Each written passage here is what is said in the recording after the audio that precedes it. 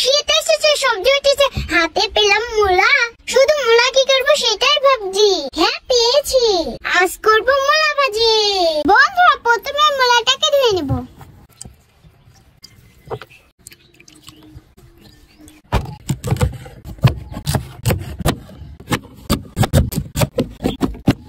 পেঁয়াজ কুচি দিয়ে দিচ্ছি, মরিচ কুচি দিয়ে দিচ্ছি, সুন্দর মতন বাদামি কালার করে পেঁয়াজ মরিচ দিয়ে নেব।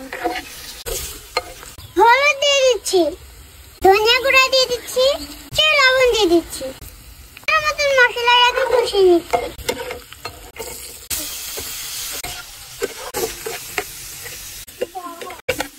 দেখেন কি সুন্দর মূলা ভাজি হয়ে গেছে। এবার আমি তুলে নিচ্ছি। বন্ধুরা এই যে দেখুন কি সহজে বানিয়ে ফেললাম মূলা ভাজি। আপনাদের বাড়িতে যদি মূলা পড়ে থাকে তাহলে এরকম রেসিপি বানিয়ে খেতে পারবে। সবাই ভালো থাকবে, সুস্থ থাকবে। আল্লাহ হাফেজ।